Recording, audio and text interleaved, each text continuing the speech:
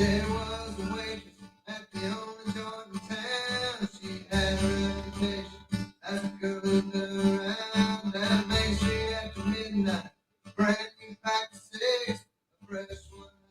Howdy, Ags. AP here from the tailgate. All Aggie football, all the time. I'd like to start today by thanking our boy Robert O'Keefe for the intro music on that one. Uh, so today's episode brought to you by Frida Custom Homes, Building Aggie Dreams. Uh, don't forget, folks, to email us at agstailgate@gmail.com. Give us your comment. You can also leave comments on the YouTube channel or any one of our other social media platforms. So just contact us. Let us know what you think. Corey, what's up, man? Hey, buddy. How you doing? Man, I'm doing pretty good. I'm doing pretty good. We got spring practice starting on Monday. Uh, pretty exciting, I think, as far as the next step in this football program's sort of trajectory. Give us an idea of really what's transpired, let's say, from the end of the football season until now. It should also start to provide an insight, sort of a good look at, you know, all the stuff we've been talking about, right? What are Right. the things that who's getting the reps? Where do they stand in the depth chart from the at least at the beginning of spring, things like that. So I'm looking forward to practice next week. Well, it'd be great if you And could go. yeah, no, absolutely, it would Get be, firsthand. and I think we'll be able to provide a little bit of insight from what's actually happening in practice at some point next week. So Nice. hopefully we'll get a lot of information. Uh, Corey, today we had some news drop on A&M football. The Mahan Demons, man, we spent a lot of time talking about him last week, about his role in the competition at wide receiver. As it turns out, he's no longer with the team at this point. So arrested for assault on his girlfriend. Um, there's no real news or no way of knowing exactly, what he's going to be able to do to try to get back on the team, or whether that's even an option at this point. However, uh, I hope the kid gets his stuff straight and takes care of his business.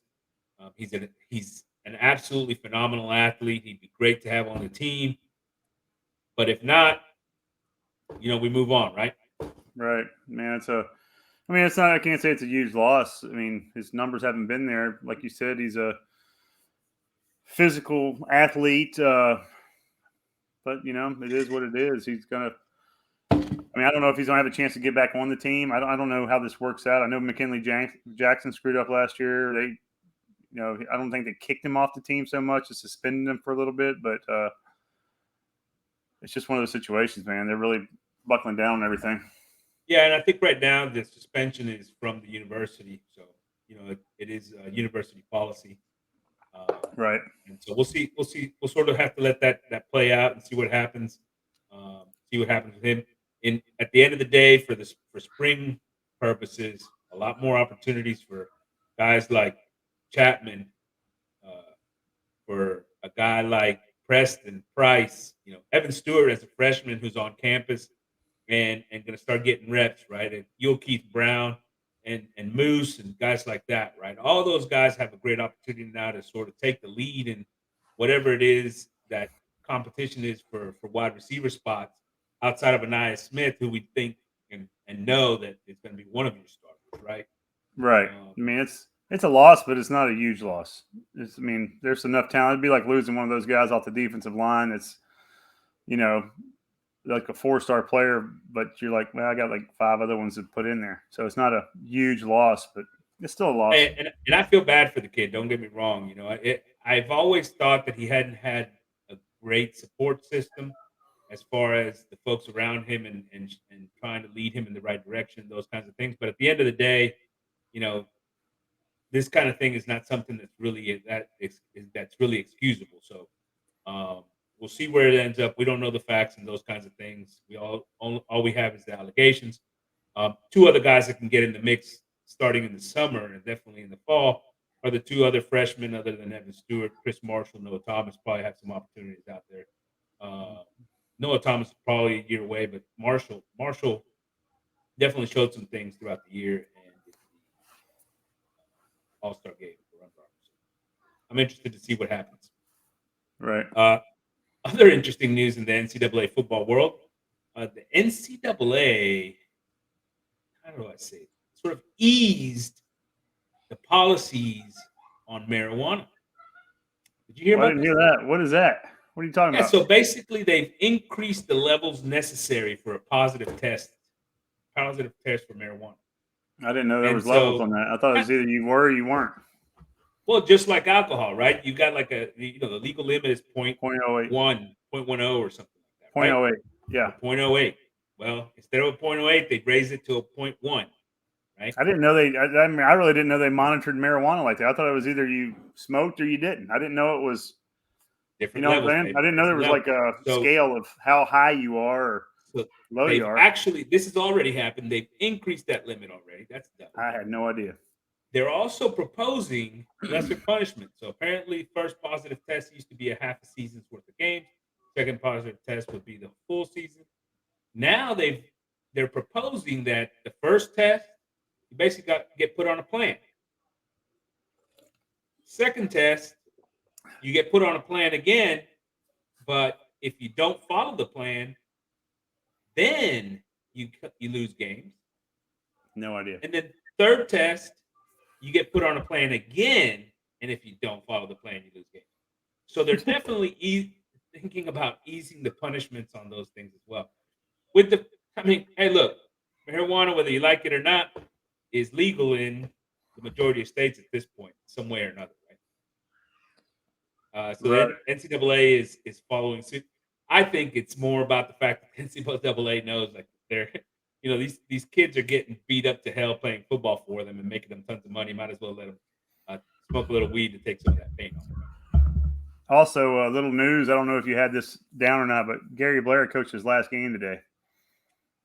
Aggies got beat by Vanderbilt. I mean, they got their butts kicked. I was listening to the first quarter. They were down by 16 in the first quarter. And not good. Good luck, Gary. Well, I'll say this.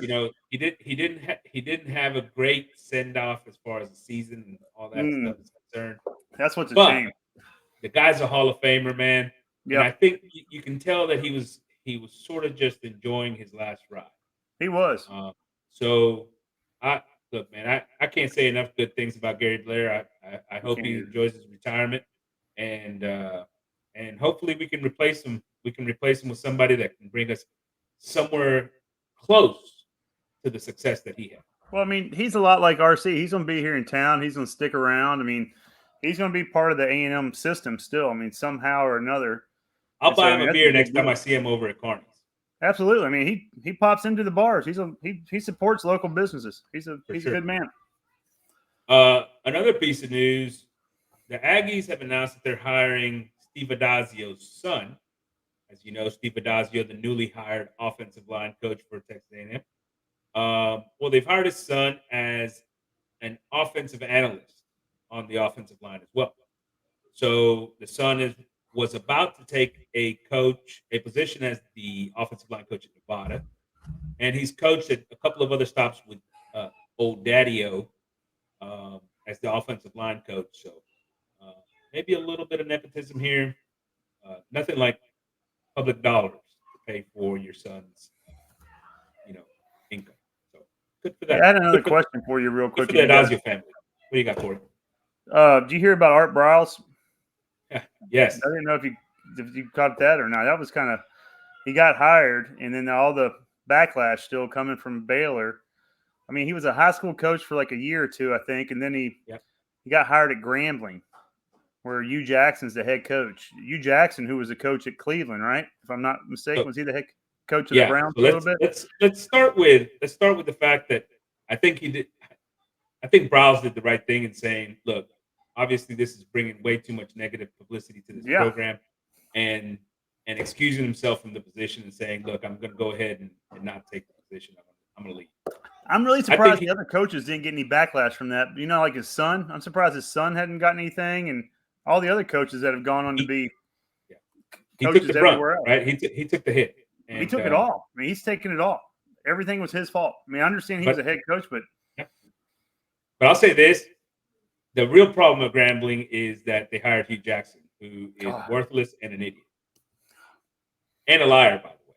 Because the moment our boy over in Miami said, "Hey, I was getting paid to lose games," after he goes, I think didn't he have a season where he didn't win a single game. He went over. I think they won maybe one. I think they went 1 and something. They had a 1-win season. Yeah. Well, shortly after, to try to excuse that shit show, he goes, Yeah. "Oh yeah, they were paying me to lose games too." That guy's garbage. Hugh Jackson should get fired before he coaches a game for Graham. Yep. That's my opinion. I mean, I was excited to see what Art Briles could bring back to college football because I like to watch his team play at Baylor. And I mean, it's a shame we're never going to get to see him coach again after this right here. I mean, if you can't coach at Grambling, I don't think you can go anywhere else. Yeah, you're going to have to go watch some high school football. Yeah, and even there, I'm surprised they let him do that. Yeah. Hey, look who joins us today. Oh, it's Trism. Yes, sir, the Stroud man. Welcome, Still sir. has some technical issues. That's all good. We'll make it work. Last thing I've got here, sort of in the news and notes world.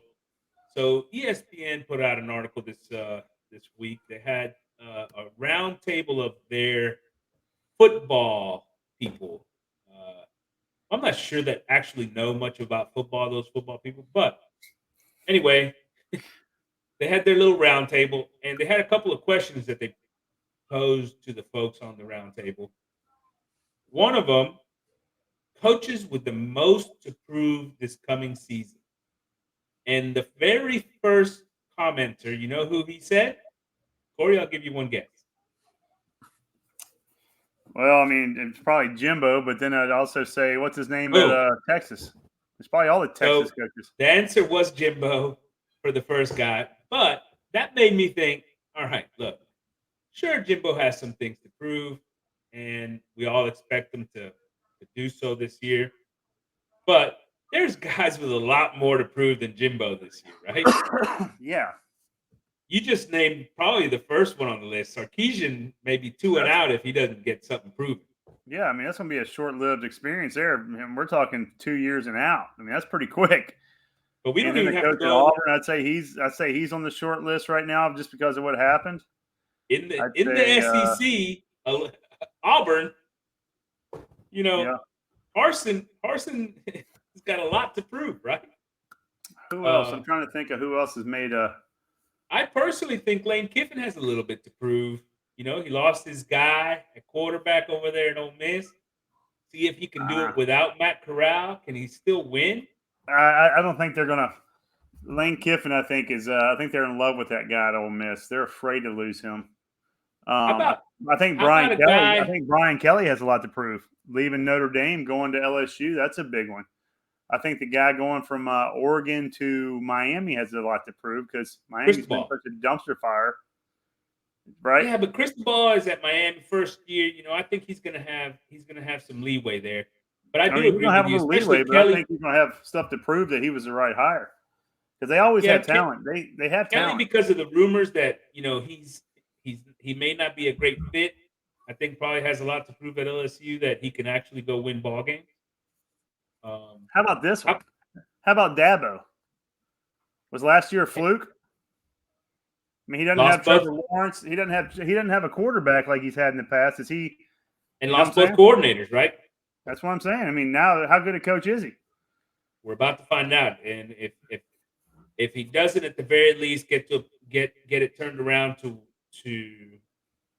a decent place to where they're, maybe they're not undefeated in the ACC, but they're a one-loss team. Or, folks will start to think that maybe that's who else is going to challenge them in the ACC. That's a good question. Seriously. I mean, you got 4 or 5 teams in the SEC that could win the ACC just about, if not challenge Clemson. But you got Notre Dame. You have North Carolina is like a. Notre Dame is not in the ACC anymore. That was a 1-year thing. Well, there you go. Who else is it? I mean, Florida State, Miami, Boston College, Syracuse. I mean, stop me when I hit somebody. Yeah, there's not a lot of good teams to say the least. But I'll tell you one thing. That's something that Dabo has done. He set the bar so high that you and I are having a conversation about him. Well, and you got to think 9 wins also last about year? you also got to think about the fact they were a 10-win season last year. You got to think about the They fact won that 10 games, and we're talking about a down season. Whew, that'd be rough here at Aggie Land, wouldn't it? You also got to think about the fact that of where that program came from before Dabo, right? And that program was nowhere. Exactly. So I'm I not think saying he's on the hot seat at all. I'm not saying he's on the hot seat. I just say he has something to prove. He does. He does. He How about needs to Mel make Tucker, people who got shut that up. Like, huge he needs to make contract at people the like end of me last shut year? up. What's that? How about Mel Tucker, who got that huge contract at the end of last year at Michigan State? That's a tough job up there. I don't think it's hard recruiting, but you're going against Michigan, all those Big Ten schools. I mean, if you get a map out and look at all those schools right there around where you're recruiting the same players, and it's not a hotbed of players like it is down here in Texas, Florida. Correct. You don't have all that. It's cold. All right, so we think that there's a number of guys that probably have a lot more to prove than Jimbo, but Jimbo was on the list for ESPN. The next question that they pose to these guys: what new coaches will have the biggest impact in year one? And I'll give you one guess as to who was number one on that list. It's pretty easy. Guy USC. Correct. A number of them named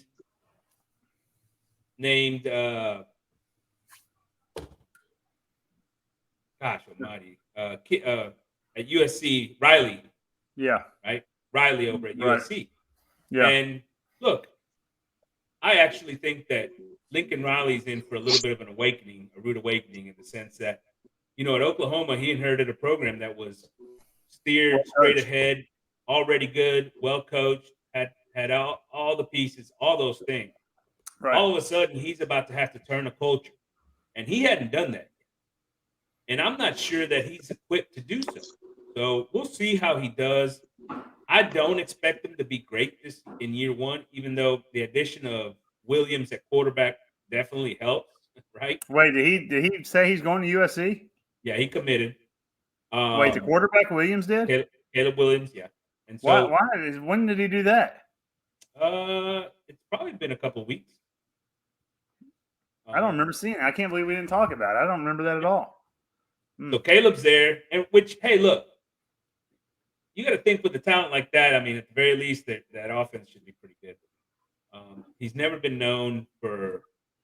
Well, they got him, and didn't they get a running back, and did they get a wide receiver from Oklahoma? Who else did they get? They got quite a few. They got a wide receiver, yeah, big time wide receiver, and I think a defensive back that transferred as well. So they've gotten some pieces, but at the end of the day, Riley has never been a guy that's been known for what he does for his defenses, and he also hasn't been very well known for having great offensive lines and developing those offensive lines, right? The guys that they had some good offensive lines while he was at Oklahoma, but those groups all were guys that were recruited mostly by Stoops before Riley got there, right? Right. So we'll see. We'll see how that works out. And not only that, but we know that they're a new offensive line coach. And I'm not real fond of the guy, but Henson, if he's the guy that's supposed to get this O-line rolling, I'm not real confident.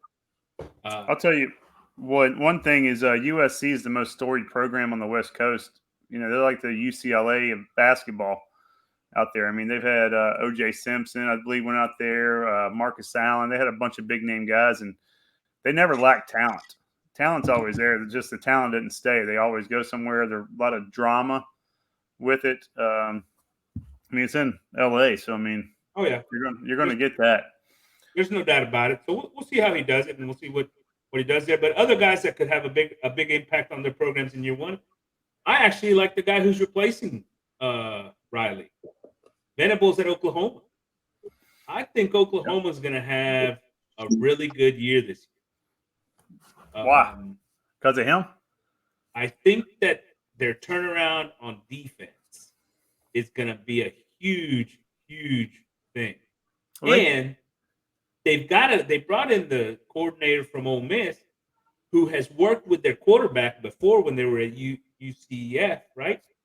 Together. And in all honesty, if that guy can stay healthy, I think you've got a chance. I mean, I thought their defense was getting turned around anyway. I thought they were doing better. I mean, you look at their numbers last year, their offense was struggling.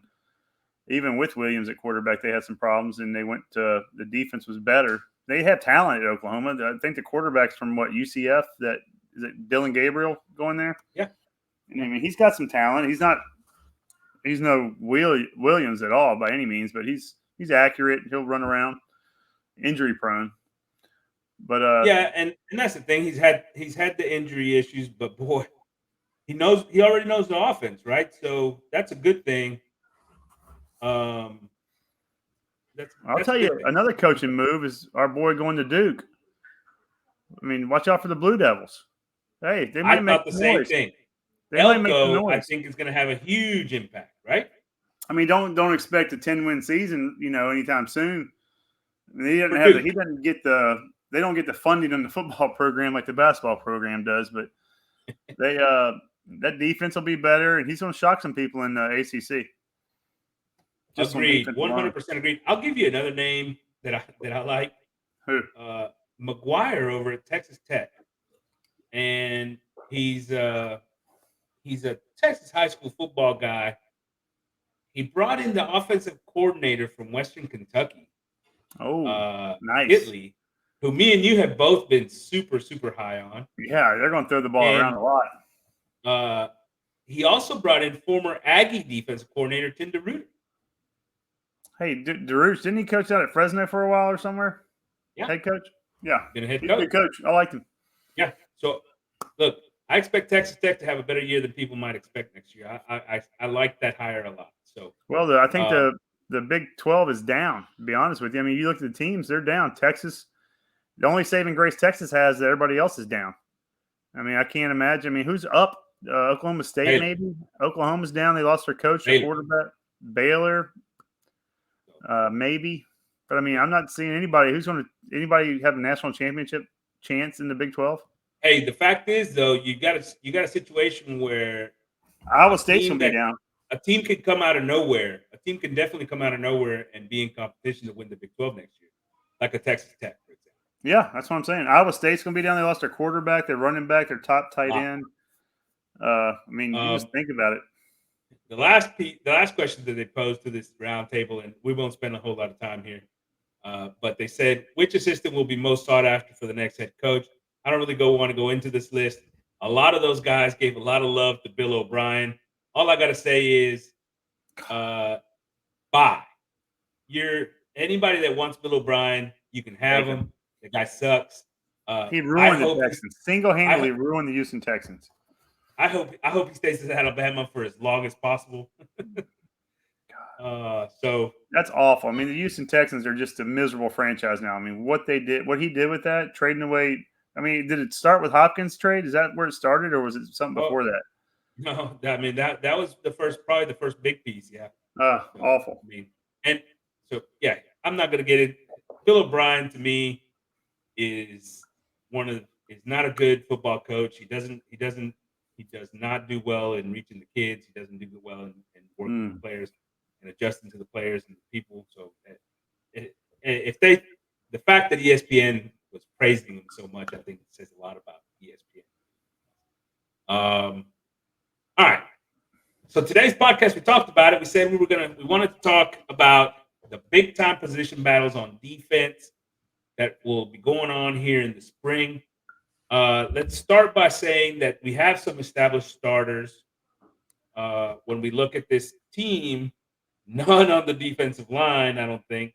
We can consider whether we think Jackson is an established starter or not. But Cooper at linebacker, I think we were all fairly comfortable that guy's going to take one of those starting spots and be on the field a lot. We loved what we saw from him last year, his athleticism, his ability to diagnose plays and get to the ball and make plays. So, we'll make him an established starter. Richardson, obviously, at safety, the question really is going to be, does he transition more into the free safety position, or they keep him more in the box like they did last year? Jalen Jones, who's been starting now for a couple years. Another question of maybe does he transition into a safety spot to try to take over for O'Neal, or does he stay at corner? Chappelle, who played excellent as a freshman this past year at cornerback. I think he's 100% assured a spot. And then Antonio Johnson, who's probably the best defender on this team, an absolute freak, and a potential number one draft pick, first round draft pick next year. Once again, the real question is, do they move him back to free safety, or do they let him play in the box at the nickel spot like they did last year? And, all those, who knows, right? And we'll get a little bit better idea of that coming in this coming week. But he's going to be on the field. There's no question about it. So, Corey, let's start with the defensive line, man. Dude, there's so many bodies, whether at defensive tackle or defensive end. And there's really not an established presence. I think McKinley Jackson is getting one of those starting spots. I think Turner, as a sophomore this year, probably gets the other. But, man, listen to these names. Rakes, and Rakes, who played a ton last year, right? Walker, who got in some last year and got some reps. Those are probably your lower ranked kind of players. But how about a guy like Darius Jones, who got quite a bit of reps last year? A freshman 5-star in Shamar Stewart. Freshman 4 to 5-star kind of borderline in Lucas. How about a guy that's coming in his second year in Burris, who was a high end recruit? Brunlo Dindy, who's here in the spring as a 5-star. Adelier, who didn't get on the field last year at all, and was a 5-star recruit. I mean, all those guys are sort of in the mix for some of these defensive tackle snaps, man. What do you think about this? You're going to have a hard time screwing it up, to be honest with you. I mean, these guys are going to make this defensive coordinator look really good because there's so much talent. I mean, you and I could go in there and probably not screw this up. You can overthink it. That's what they're going to probably do. That's the one good thing. I'm glad Elko's gone. I mean, I liked Elko, but I think he'll do better at a place like Duke where he doesn't have the talent and he has to use more schemes. We have too much talent here and we don't have to use schemes. You and I talked about that. He could just come in and say, hey, go get the ball. Go get him. Turn them loose. All he needs to do is develop these guys a little bit more technique. Show them what SEC football is like. I would start almost 3 defensive tackles sometimes and 2 defensive ends and 5 and have 6 other players, and the secondary is almost set. I mean, it's going to be something crazy, but they're not going to be able to run the ball in that 5-man line. Even if you put a 4-man line on there, they're not going to be able to run. They're going to be able to rotate guys and stay fresh all day, and that's where you're going to see second half of games being won.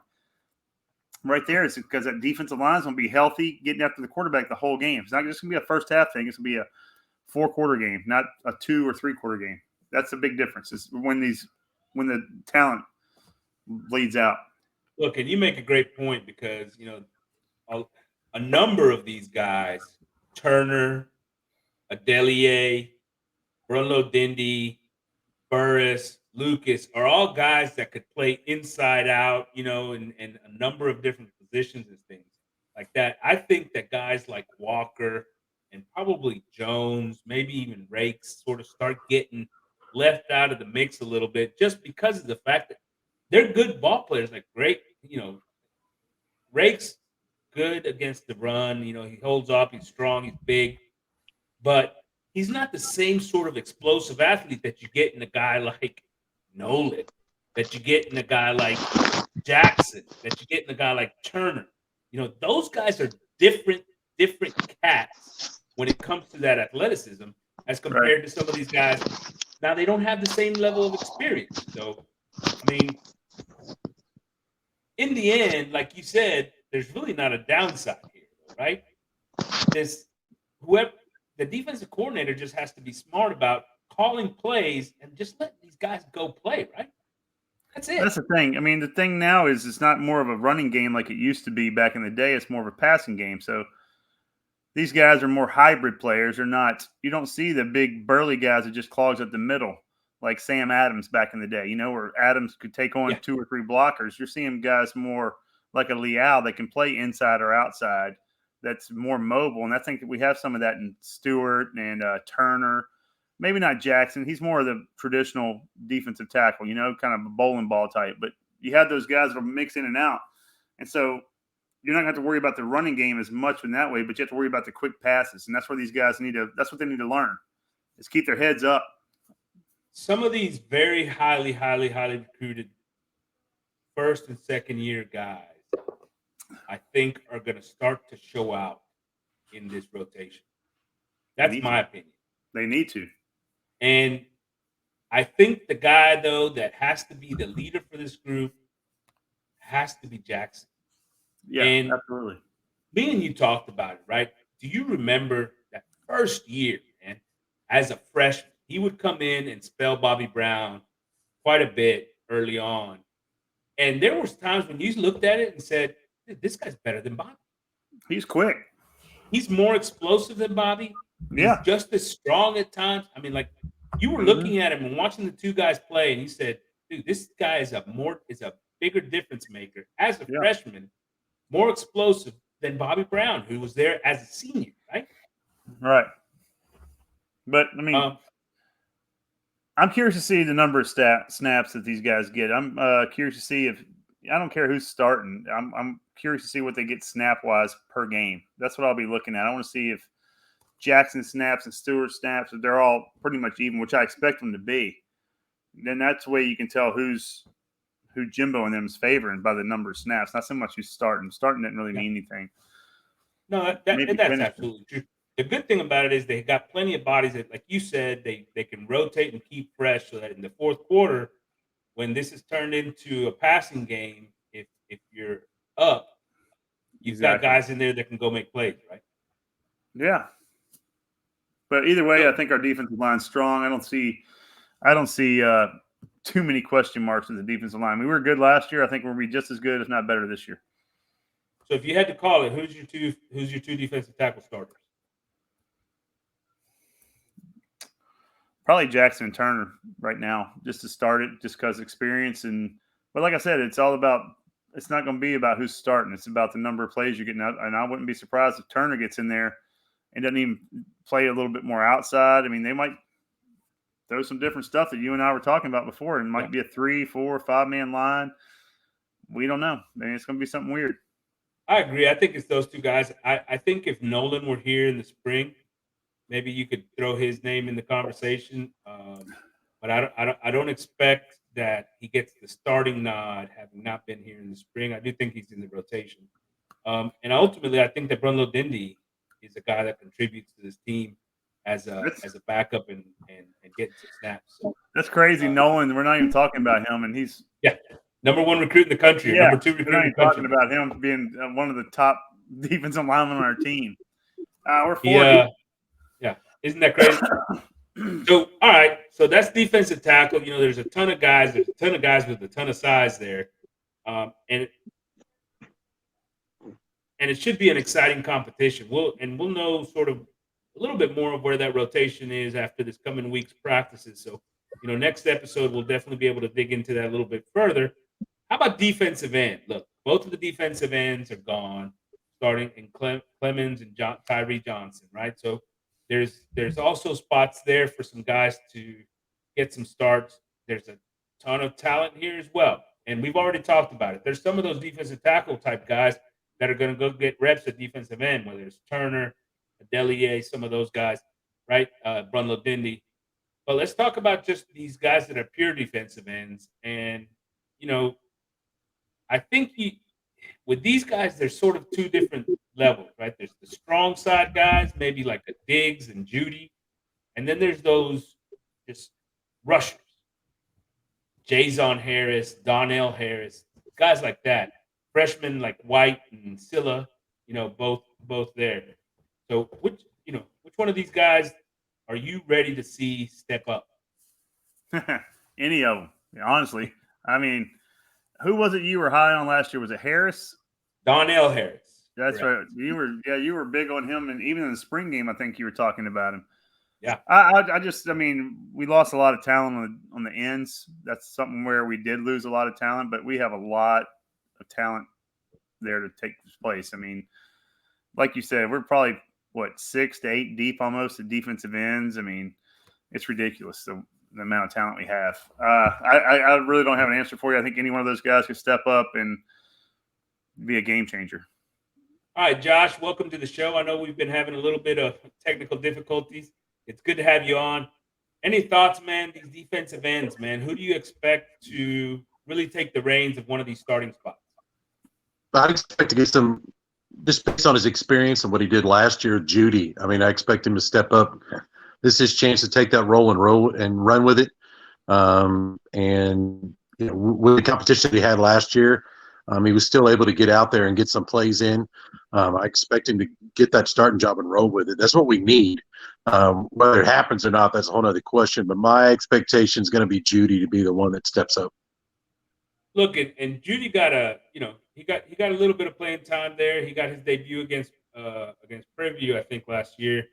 He did win the practice team award for the defense with that group, so they do have some expectations of him. And I think he's a better athlete than, for example, Fadil Diggs. And Diggs got a lot of reps, played in every game last year, had a sack.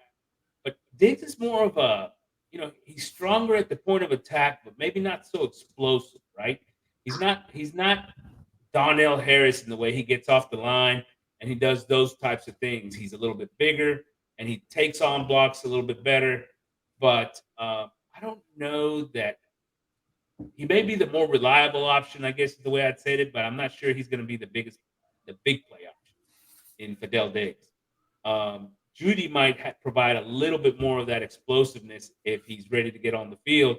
And the fact that they gave him an award for practice player probably tells you that they do expect some things of him. I like the guys on the other side as far as the way they're explosive, right? And Jason Harris is a true pass rusher. He's a guy that's explosive off the edge. And then Donnell Harris, funny that they had the same last name. I think those two guys have to be the two guys that compete for the true edge rusher, the Tyree Johnson sort of role in this defense. What do you think, Corey? No, I absolutely agree with you. I mean, the middle's going to be clogged up. They're going to be getting double and I don't even know if they're going to get triple team, but they're going to have most of the attention from the offensive line right there. That should give those edge rushers a lot of opportunities to get sacks and even push that quarterback back up in the middle, not let him stay in that pocket. There's a lot of mobile quarterbacks out there, but I think, quarterbacks like at Alabama and different systems where they like to stay in the pocket, I think we'll be able to get, we'll get their attention. That's for sure. Stroud, last year I was all about Donnell Harris. I still am. I think the guy's an absolute stud as a pure pass rusher. We'll see if he can also transition into a full-time ball player against the run. On the entire offensive line, the whole group, defensive tackle, defensive ends, who do you expect to be the leader as far as sacks go on this team this year? Man,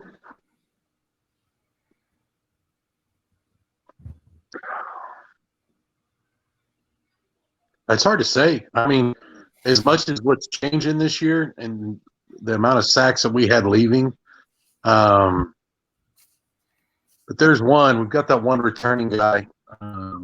He got a lot of playing time. Cannot think of his name right now. Towards the end of the season, he's played for a couple of years. I can't think of what his name is. Man, I am drawing a complete blank on him right now. But I think, defensive end? Was he a DN? Jackson? Yeah, Jackson. Yeah. I think that was all Mr. Gun in the car guy. That's who I expect to kind of step up. I do expect – I think he can lead the way. What you might see this year different than what we've seen recently is that there really might be a set rotation that comes in, even more than usual, where there's so many guys that are so close, they're just going to keep rolling them out there. You're going to see a lot of that, I think, at the beginning of the first three games to really establish who's going to get that starting job, because it's the amount of talent across that line this year is probably the best it's ever been there, as far as depth. You're looking at stars now. I know what we had a lot, the last 2 years has been amazing, but the amount of what just came in compared to what was there, it will be the deepest it's ever been in the history of the D line for A&M. So I think you'll see a lot of those rotations, those first 3 games to set that starting rotation for SEC play. Absolutely. Tons of depth and tons of talent, not a ton of experience. So we'll see who ends up stepping up. Corey, you've got somebody off the top of your head you think is going to lead this team in sacks? I don't think it'll be one of the defensive linemen. I think it'll be probably either Antonio, because last year the way he came after the quarterback from the outside from the safety blitz or the nickel blitz, or White when he was playing linebacker, he goes in one direction, and that's just right after whatever he's going after. It's not a good thing. Don't get me wrong. I think it's a Harris.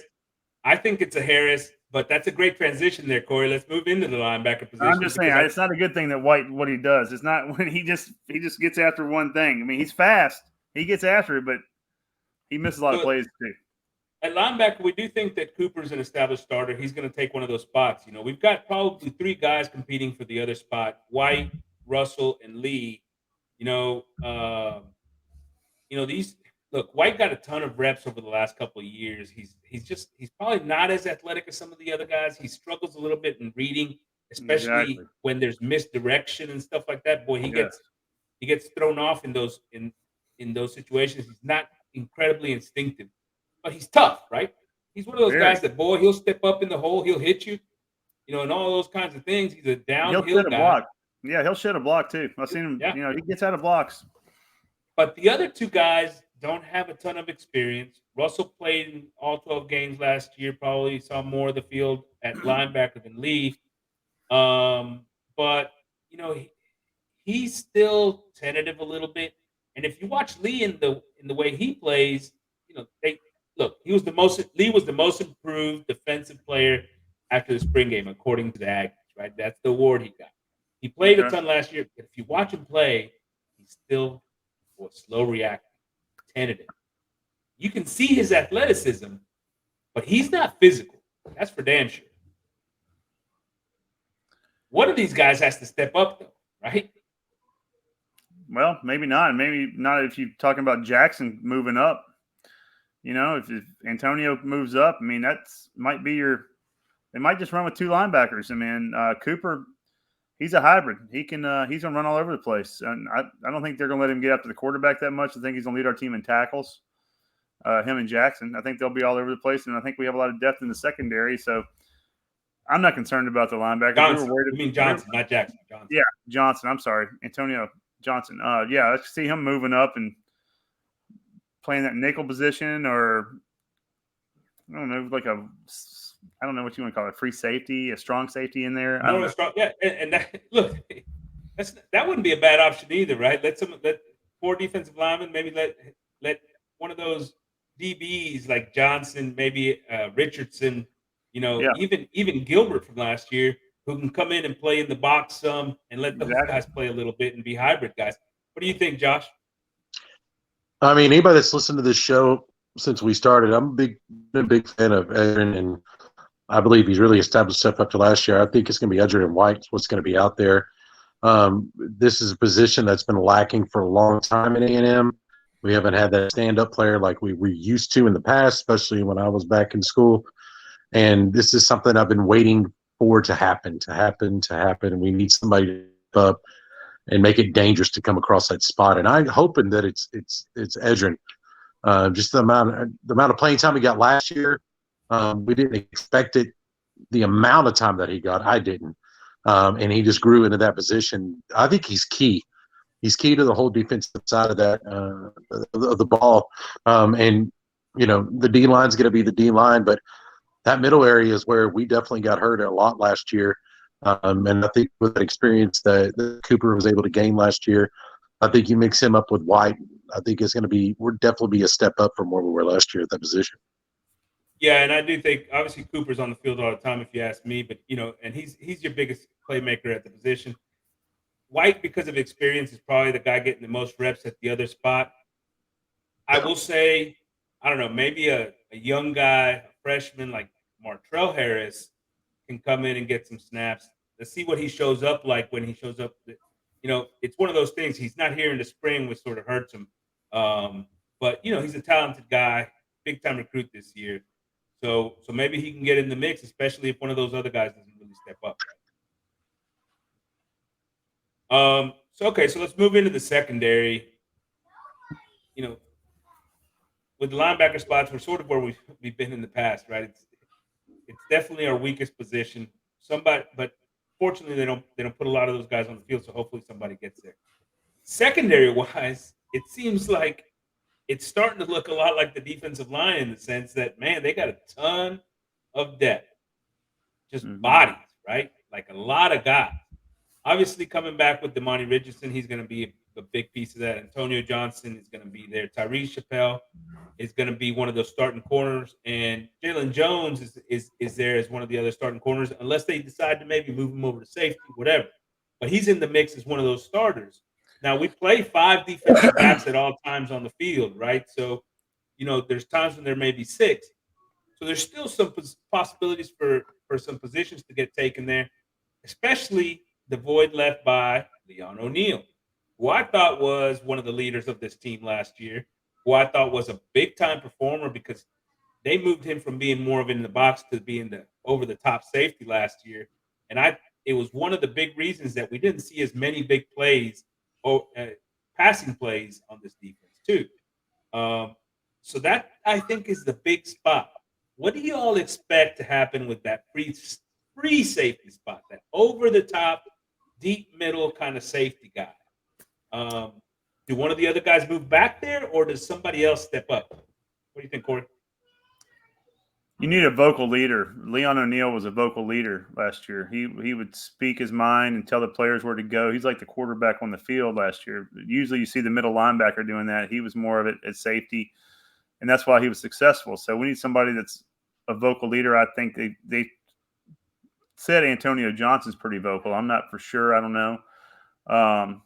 Jalen Jones, he seems like he takes too many plays off. I mean, the very first 2 or 3 games last year, we were talking about how nobody was throwing his way, and then it seems like they wouldn't stop throwing his way because he would all of a sudden just, there he goes. He got burnt for 70 yards. I mean, just what happened? I don't understand what happened there. He's got the talent.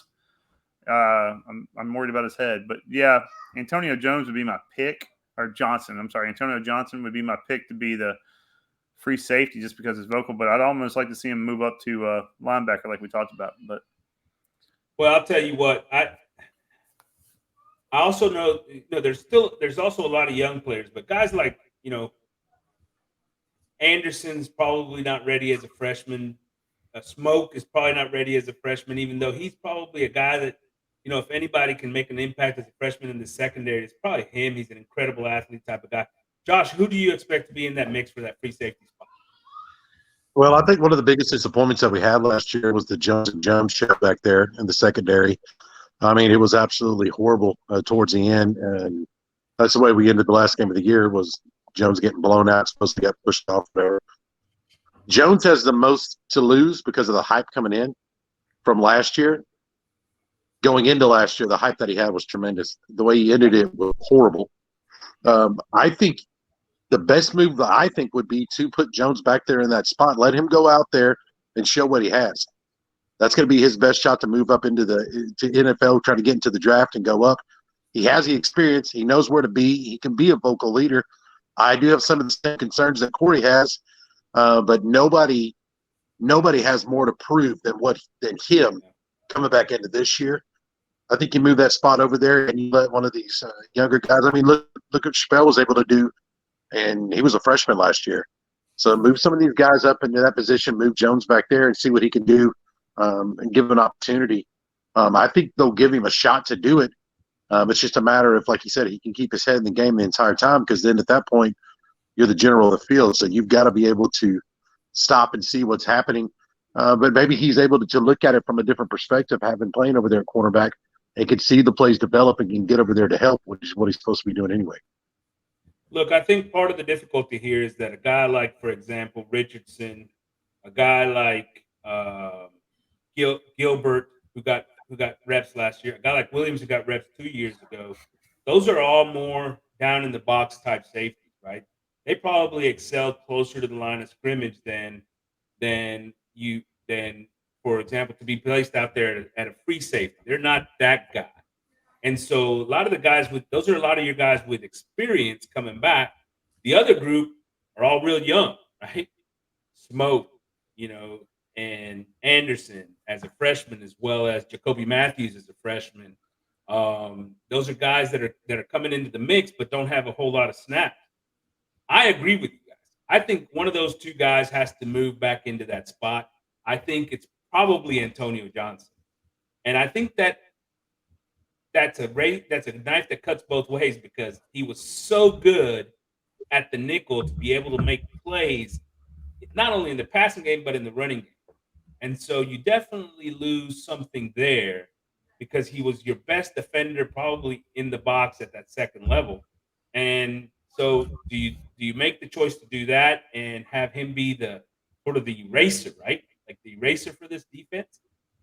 Or do you move maybe a guy like Jalen Jones and give him a chance to be back there and see how he adapts to that safety position instead? I don't know, but I think one of those two guys needs to take the spot. Corey?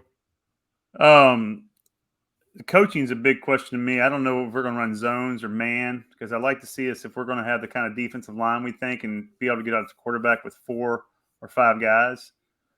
I like to run a tight man. You know what I'm saying? The quarterback's not to get the ball out quick. I mean, Jones is supposed to be one of our best man defenders. That's the only question I have is him getting up there and playing that man ball.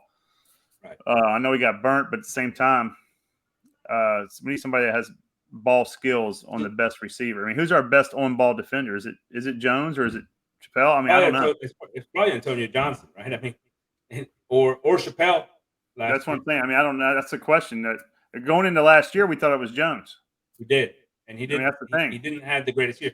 So at safety, I think we all agree that somebody's got to sort of move back into that spot. It's not going to be one of these new or young guys or guys that weren't getting reps there. I think it's going to be a guy that was getting reps somewhere else to take the reins there. But we'll see, like I said, more this week. At corner, we've got a bunch of guys coming back. I mean, we're not going to take a lot of time here at corner, but I do want to mention a few things.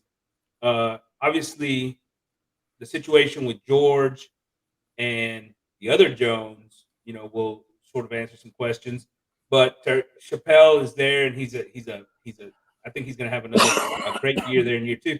But Moten, who got hurt in the spring game last year and was having an outstanding spring, I think he gets in the mix. And then you got Harmon, who played a lot in the slot last year, might get into the mix there. So some other guys at corner that are going to get reps. Right? Questions from the tailgate brought to you by Rawson Distributing, Assistant Aggie with all their drilling needs, Aggie owned and operated. All right, so first question here. Other than wins or championships, what should Jimbo's number one goal for 22 be?